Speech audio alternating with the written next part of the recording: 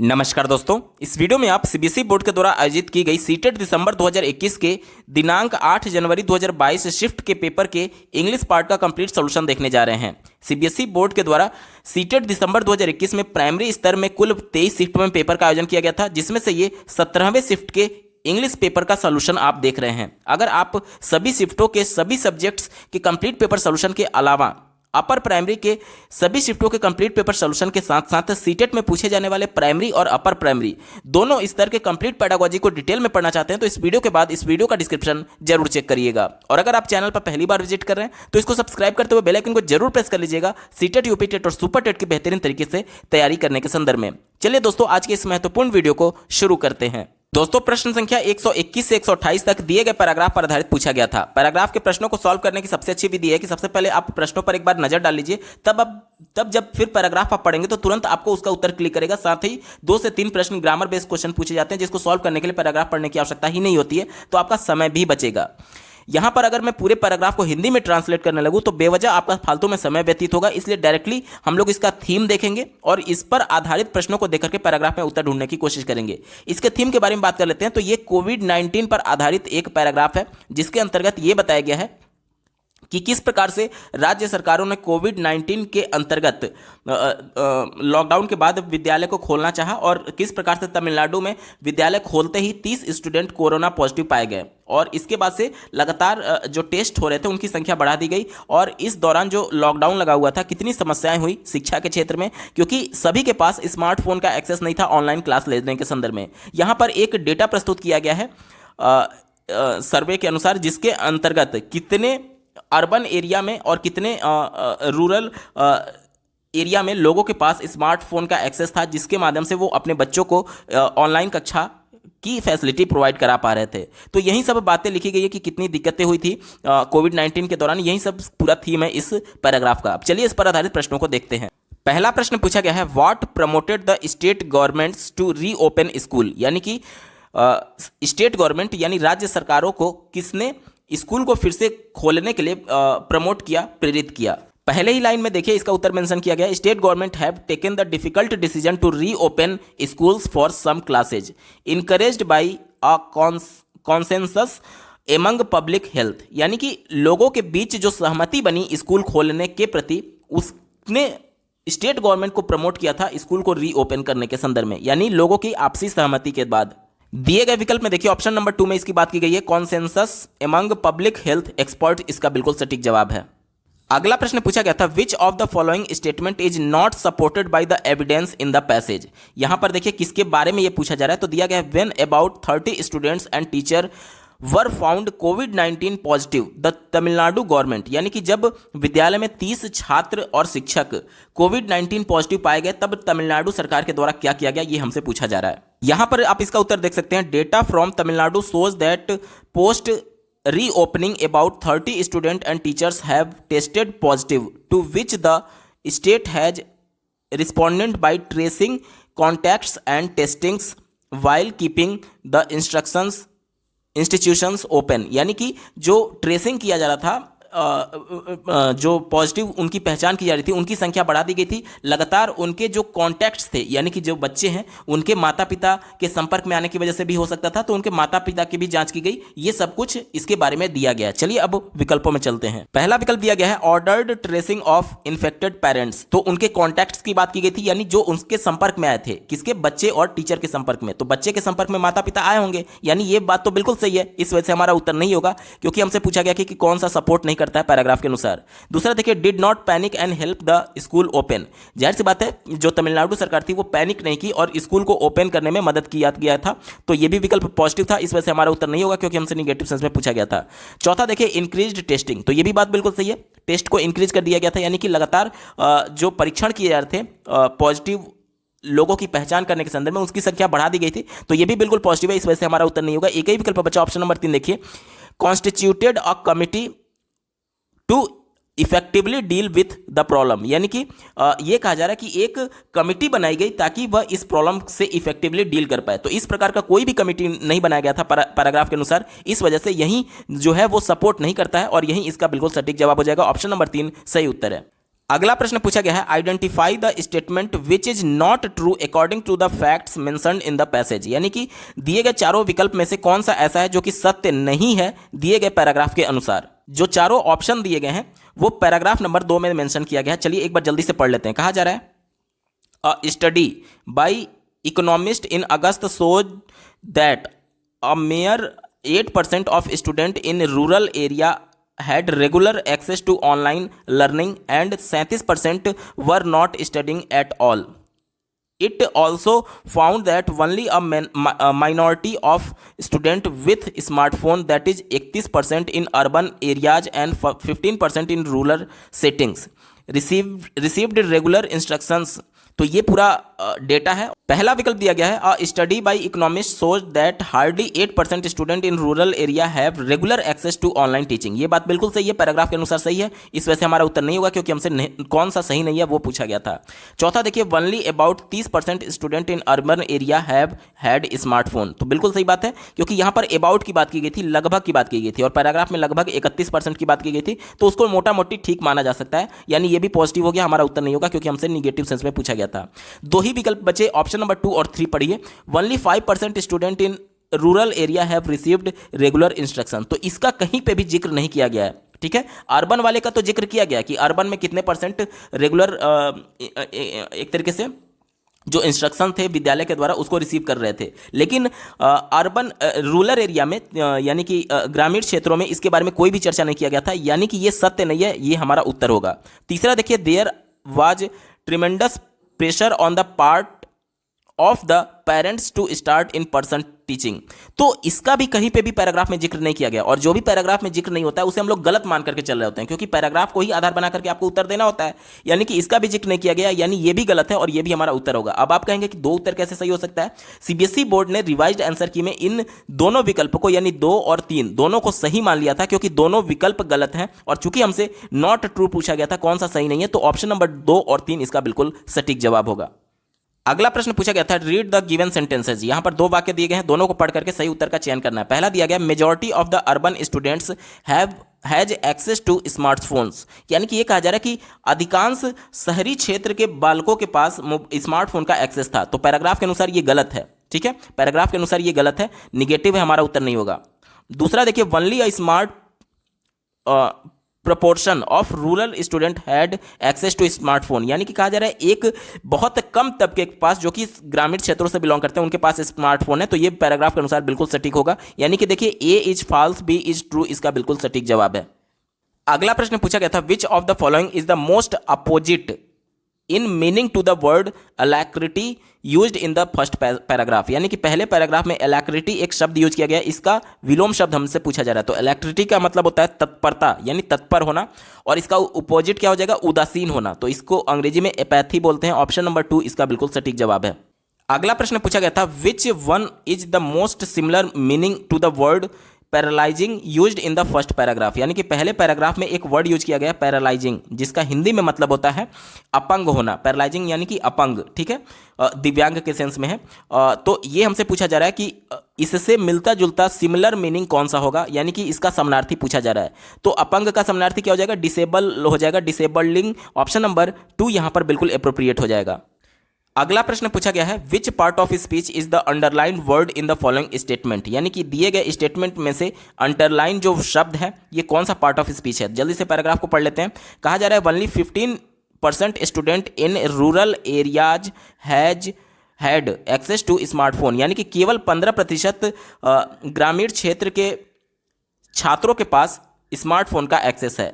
तो यहां पर देखिए, रूरल क्या कर रहा है, ग्रामीण क्षेत्र कहा जा रहा है, और ये रूरल किसकी विशेषता बता रहा है, ग्रामीण की, क्षेत्र की। रूरल मीन्स होता है ग्रामीण, और ये किसकी विशेषता बता रहा है, क्षेत्र की। क्षेत्र क्या है, क्षेत्र यानी एरिया जो है वो नाउन होता है, और जो शब्द नाउन या प्रोनाउन की विशेषता बताता है उसे हम लोग क्या बोलते हैं, उसे एडजेक्टिव बोलते हैं। यानी कि रूरल क्या हो जाएगा, ये एडजेक्टिव हो जाएगा जो कि विशेषता बता रहा है क्षेत्र की। ऑप्शन नंबर 2 बिल्कुल सटीक जवाब है। अगला प्रश्न पूछा गया था, which part of the following sentence contains an error. यानी कि दिए गए वाक्य में से किस पार्ट में गड़बड़ी है। दिया गया, his all decision have been governed by self interest. यानी कि उसके सभी जो निर्णय होते हैं वह उसके खुद के रुचि के अनुसार गवर्न होते हैं। तो यहां पर किस पार्ट में गलती है, देखिए पहले ही पार्ट में गलती है, हिज ऑल डिसीजंस नहीं होना चाहिए, ऑल हिज डिसीजन होना चाहिए। ठीक है, ऑल हिज डिसीजंस होगा, यहां पर उल्टा दिया गया, हिज ऑल डिसीजन दिया गया, जबकि होना क्या चाहिए, ऑल हिज डिसीजंस। ठीक है, तो ए वाले पार्ट में गलती है। ए किस में दिया गया, देखिए ये चौथे विकल्प में दिया गया है, चौथा विकल्प इसका बिल्कुल सटीक जवाब हो जाएगा। दोस्तों प्रश्न संख्या 129 से 135 तक दिए गए पैराग्राफ पर आधारित पूछा गया था, इसके भी थीम को जल्दी से देख लेते हैं। तो ऐसा बताया गया कि जैसा कि 19th सेंचुरी में जब प्राइमरी एजुकेशन कंपलसरी बनाया गया, तब बच्चों के लिए पब्लिकेशन इंडस्ट्री की शुरुआत हुई, क्योंकि उस समय तक किताबों की उतनी रिक्वायरमेंट नहीं थी। लेकिन जब कंपलसरी कर दिया गया कि सभी बच्चों की प्राइमरी शिक्षा होनी ही चाहिए, तब यहाँ पर बहुत सारे पब्लिकेशन हाउसेस खुले जो कि बच्चों के लिए एक तरीके से डेडिकेटेड बुक्स छापते थे। ठीक है, इसके बाद से देखिए यहाँ पर बात की गई है ग्रीम ब्रदर्स की बात की गई, जो कि जर्मनी के थे। उन्होंने बहुत साल तक अपना समय व्यतीत करके विभिन्न प्रकार के जो गांव के कहानियां होती थी उनको एकत्रित करते थे और बच्चों के लिए उसमें फिल्टर करके क्योंकि जो कुछ शब्द ऐसे होते थे जो बच्चों के किताब में नहीं होने चाहिए, उन सभी शब्दों को फिल्टर करके और बच्चों के अप्रोप्रिएट बना करके इसे पब्लिश करते थे। ठीक है, आगे पढ़िए। इसके बाद से जो महिलाएं थी उनके बारे में भी थोड़ा थोड़ा वो सशक्त होने लगी, वो भी एक तरीके से राइटर्स के तौर पर अपने आप को रिप्रेजेंट करने लगी, और ये सभी बातें इसमें मेंशन की गई हैं। ठीक है, चलिए, और साथ ही साथ जब प्राइमरी एजुकेशन को कंपलसरी किया गया तो थोड़ा सा जो वर्क काम करने वाले लोग थे, कामकाजी लोग थे, वो भी अपने काम से थोड़ा सा समय निकाल करके और एजुकेशन के फील्ड में थोड़ा सा आगे आने लगे। यही सब बातें लिखी गई है। इसी के आधार पर चलिए प्रश्नों को देखते हैं। पहला प्रश्न पूछा गया है, which of the following facts are not mentioned in the passage, यानी कि दिए गए कौन से फैक्ट्स पैराग्राफ में मेंशन नहीं किए गए हैं। तो देखिए पहला दिया गया है Grimm brothers collected storage from peasants. तो ये बात मैंने बताई थी कि वो कहानियों को कहाँ से एकत्रित करते थे, एक तरीके से लोकल एरिया से एकत्रित करते थे, गांव देहात से एकत्रित करते थे और उसको एडिट करते थे पब्लिश करने से पहले। तो ये बात तो मेंशन किया गया, तो हमारा उत्तर नहीं होगा। दूसरा देखिए, stories were edited prior to publication, इसी की मैं बात कर रहा था, पब्लिश करने से पहले उसको एडिट किया जाता था, तो ये भी मेंशन किया गया, तो हमारा उत्तर नहीं होगा। तीसरा देखिए, content which was considered unsuitable for the children was filtered, तो इसकी भी बात की गई, तो ये भी हमारा उत्तर नहीं होगा। लेकिन अगर बात करें the education department supported publications for children, तो ये इसका कहीं भी जिक्र नहीं किया गया और यही हमारा उत्तर होगा, क्योंकि हमसे पूछा गया था कि कौन सा मेंशन नहीं है, तो ऑप्शन नंबर 4 मेंशन नहीं है। अगला प्रश्न पूछा गया था, the new type of woman defined by 19th century women's novelists, यानी एक नई प्रकार की महिलाएं डिफाइन की गई 19th सेंचुरी में, जो कि महिला नॉवेलिस्ट थी। इसके संबंध में कौन सा विकल्प सही है, ये हमसे पूछा जा रहा है। देखिए इस पैरा में वुमन नॉवेलिस्ट की बात की गई है। यहाँ पर देखिए novelist in the 19th century, ये पूरा पैराग्राफ चल रहा है और इसमें आप देखेंगे, देखिए their writing became important in defining a new type of woman, a person with will, strength of personality, determination and power to think. तो उत्तर क्या हो जाएगा, ऑप्शन नंबर 3 देखिए, was strong, determined and intelligent, इसका बिल्कुल सटीक जवाब है। अगला प्रश्न पूछा गया है, which of the following is not correct according to the passage, यानी कि पैराग्राफ के अनुसार कौन सा विकल्प यहाँ पर सही नहीं है। देखिए यहाँ पर क्या दिया गया है, lending libraries become instrumental in educating. ठीक है, तो देखिए व्हाइट कॉलर वर्कर्स की बात की गई, तो ये भी हमारा सही है, इस वजह से उत्तर नहीं होगा, क्योंकि हमसे कौन सा सही नहीं है वो पूछा गया था। इसके बाद से देखिए लोअर मिडिल क्लास की भी बात की गई, तो ये भी उत्तर नहीं होगा। आर्टिसेंस की बात की गई है, तो ये भी हमारा उत्तर नहीं होगा। और यहाँ पर अगर हम लोग बात करें पीपल इन रिमोट एरिया, तो इसका कहीं भी जिक्र नहीं किया गया, तो यही हमारा बिल्कुल सही जवाब हो जाएगा, विकल्प नंबर 3 सही उत्तर है। अगला प्रश्न पूछा गया, रीड द फॉलोइंग सेंटेंस, 2 वाक्य दिए गए, दोनों को पढ़ करके कौन सा विकल्प सही है वो हमको बताना है। पहला दिया गया, reduction in working hours gave workers to time to read and improve their prospects. तो ये मैंने आपको पैराग्राफ के थीम में बताया था कि जो काम करने वाले कामकाजी लोग थे वो अपने काम से थोड़ा सा समय निकाल करके, देखिए रिडक्शन इन वर्किंग आवर्स, यानी कि समय को घटाया गया, काम करने की समय को घटाया गया, ताकि वो पढ़ करके अपना इंप्रूव कर पाए। ठीक है, तो ये बात बिल्कुल सही है पैराग्राफ के अनुसार। दूसरा देखिए, compulsory primary education increase the demand of text book, यानी कि जब अचानक से इसको कंपलसरी कर दिया गया, अनिवार्य कर दिया कि सभी लोगों को प्राइमरी एजुकेशन लेना अनिवार्य, सभी बच्चों को, तो जो बुक थी उनकी डिमांड अचानक से बढ़ गई। ठीक है, तो ये बात बिल्कुल सही है, यानी दोनों विकल्प इसका सही है। ऑप्शन नंबर 3 में इसका जिक्र किया गया, both A and B are true, इसका बिल्कुल सटीक जवाब होगा। अगला प्रश्न पूछा गया था, which of the following words means the same as the word vulgar as used in paragraph 1 of the passage, यानी कि दिए गए अनुच्छेद के पैरा 1 में एक शब्द यूज किया गया है वल्गर। इसका समानार्थी शब्द कौन सा है? तो वल्गर का मतलब होता है अभद्र या फिर अश्लील या फिर अशिष्ट। तो इंडिसेंट का भी मतलब होता है अभद्र। तो ऑप्शन नंबर 4 यहां पर बिल्कुल अप्रोप्रिएट होगा। अगला प्रश्न पूछा गया था which of the following word is similar in meaning to the word gradually as used in paragraph 3 of passage. यानी दिए गए अनुच्छेद के पैरा 3 में एक वर्ड यूज किया गया है ग्रेजुअली, इसका सिमिलर मीनिंग हमसे पूछा जा रहा है। तो ग्रेजुअली का मतलब होता है धीरे धीरे। तो दिए गए विकल्प में देखिए ऑप्शन नंबर 1 में बात की गई है स्लोली, इसका बिल्कुल सटीक जवाब होगा। अगला प्रश्न पूछा गया है which part of the following sentence contains an error. यानी कि दिए गए वाक्य में सेंटेंस में किस पार्ट में गड़बड़ी है। दिया गया lending libraries proved a boon with white collar workers and lower middle class people. देखिए जब भी हम लोग प्रूव वर्ड यूज करते हैं तो प्रूव के बाद हम लोग एक तरीके से क्या प्रूव किया वो बताते हैं और किसके लिए प्रूव किया। तो वाइट कॉलर वर्कर्स के लिए प्रूव किया, तो यहां पर विथ नहीं बल्कि टू होना चाहिए।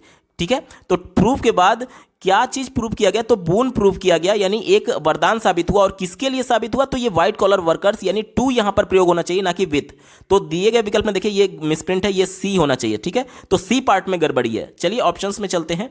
दिए गए ऑप्शन में देखिए तीसरे विकल्प में बात किया गया सी, तो तीसरा विकल्प इसका बिल्कुल सटीक जवाब होगा। अगला प्रश्न पूछा गया था a critical period in development can be identified when a particular. यानी कि बच्चों के विकास के दौरान एक क्रिटिकल पीरियड को किस प्रकार से हम लोग आइडेंटिफाई कर सकते हैं। देखिए यहाँ पर डेवलपमेंट की बात की गई है, विकास की। विकास के अंतर्गत संज्ञानात्मक विकास भी आता है जिसमें बच्चे चीज़ों को समझ रहे होते हैं। यानी कि किस प्रकार से हम इस पीरियड को आइडेंटिफाई कर सकते हैं। तो देखिए किसी भी चीज़ को समझना यानी अधिगम से संबंधित है। अधिगम क्या होता है? जो हमारे प्रयास के माध्यम से जो हमारे व्यवहार में परिवर्तन होता है उसे हम लोग अधिगम कहते हैं।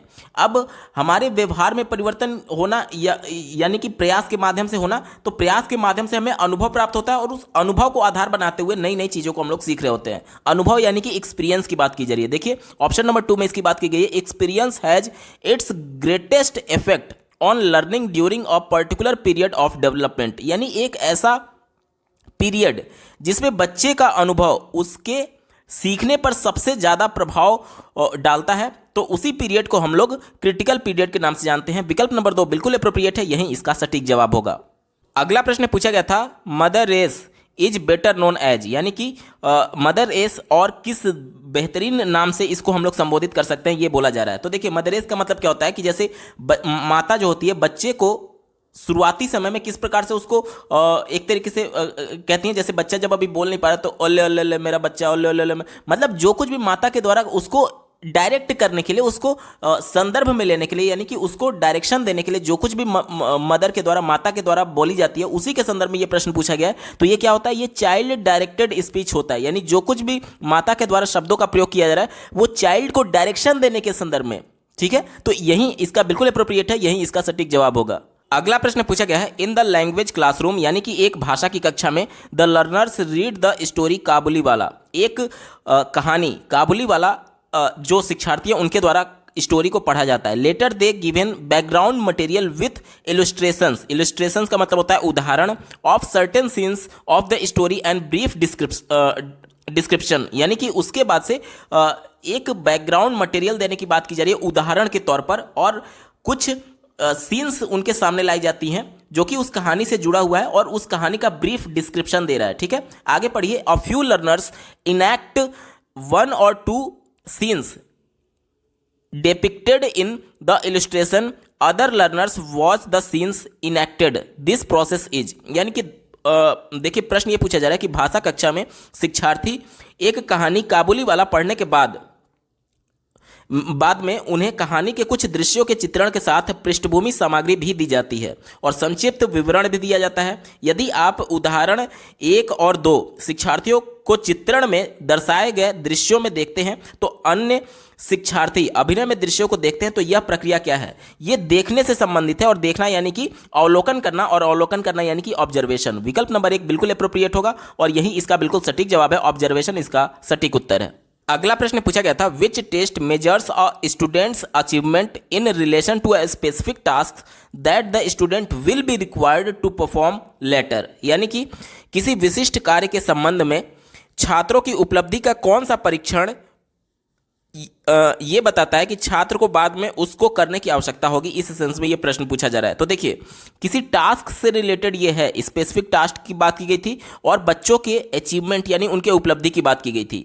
तो ये प्रोफिशिएंसी टेस्ट होता है। प्रोफिशिएंसी टेस्ट यानी कि दक्षता परीक्षा। जैसे कि मान लीजिए एक मानक बच्चे को तय कर दिया गया है कि कक्षा में अगर 33% पाएगा वो, तो 33% से ऊपर या फिर 33% पाने वाले पास माने जाएंगे और उसके नीचे वाले फेल माने जाएंगे। तो ये क्या है? ये प्रोफिशिएंसी टेस्ट है, बच्चे के अचीवमेंट से संबंधित है और इसलिए ऑप्शन नंबर 1 बिल्कुल अप्रोप्रिएट है और यही इसका सटीक जवाब होगा।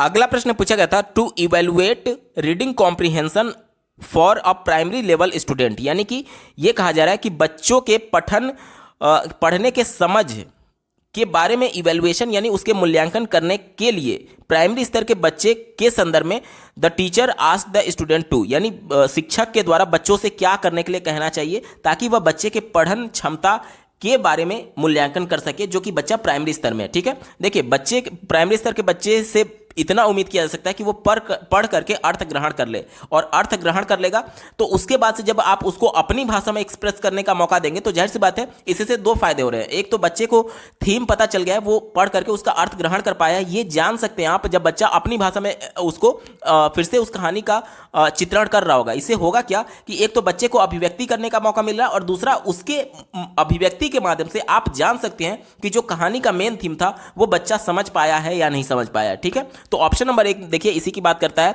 Retail a story in their own words on summarising the main idea, यानी जो पूरा थीम था कहानी का वो बच्चा जाहिर सी बात है जब पढ़ करके अर्थ ग्रहण किया होगा तभी समझा होगा। तो यहां पर समझने से संबंधित है ये, और यही इसका बिल्कुल सटीक जवाब होगा क्योंकि पढ़ करके अर्थ ग्रहण करना ही पठन क्षमता कहलाता है। तो ऑप्शन नंबर 1 बिल्कुल एप्रोप्रिएट है, यही इसका सटीक जवाब होगा। अगला प्रश्न पूछा गया है, while learning a new language, यानी एक नई भाषा सीखने के दौरान क्या करना चाहिए, ये हमसे पूछा जा रहा है। चौथे विकल्प से शुरुआत करते हैं। कहा जा रहा है the mother tongue should not be used by the learners, यानी कि देखिए कहा जा रहा है कि जो बच्चे की मदर टंग है उसका प्रयोग नहीं करना चाहिए। तो ये विकल्प नेगेटिव है क्योंकि एनसीएफ और राष्ट्रीय शिक्षा नीति 2020 दोनों बच्चों की मातृभाषा में शिक्षा देने की बात करता है। जैसे कि मान लीजिए मैं आपको इंग्लिश के बारे में बता रहा हूँ, इंग्लिश के बारे में हम लोग सीख रहे हैं, तो मैं आपको हिंदी में बता रहा हूँ, तो हिंदी हमारी मदर टंग है, तो हिंदी आपको हेल्प कर रही है, तो हिंदी का प्रयोग करना चाहिए। और ये विकल्प हमें कह रहा है कि विकल्प प्रयोग नहीं करना चाहिए मदर टंग का। ठीक है, निगेटिव हो गया, हमारा उत्तर नहीं होगा। तीसरा देखिए, the mother tongue should not be used at all by the teachers, यानी कि सभी शिक्षक के द्वारा मदर टंग का प्रयोग नहीं करना चाहिए। तो ये भी विकल्प बिल्कुल निगेटिव है। दूसरा देखिए, the use of mother tongue creates interference rather than facility, यानी कि ये कहा जा रहा है कि जो मदर टंग होता है, बच्चे का मातृभाषा होता है, वो उसको बाधा उत्पन्न करती है।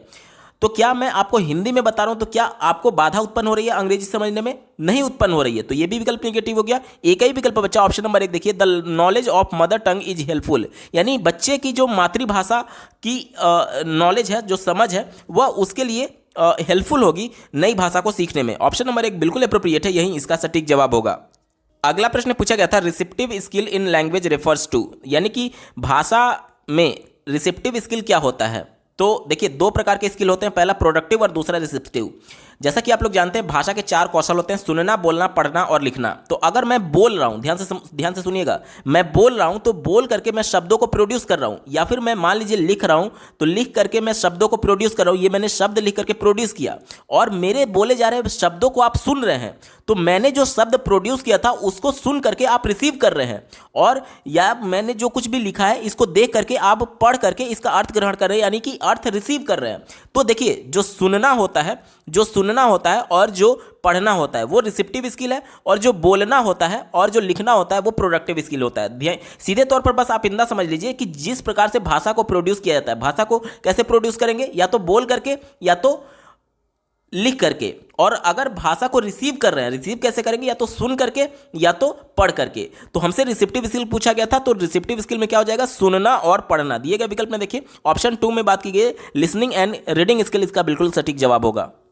अगला प्रश्न पूछा गया था, which of the following is not a visual teaching learning material, यानी कि बोला जा रहा है कि कौन सा इसमें से दृश्य टीचिंग लर्निंग मटेरियल नहीं है। ठीक है, पहला दिया गया मैगजीन और न्यूज़पेपर, तो इसे हम लोग देख सकते हैं, तो ये विजुअल है, तो हमारा उत्तर नहीं होगा।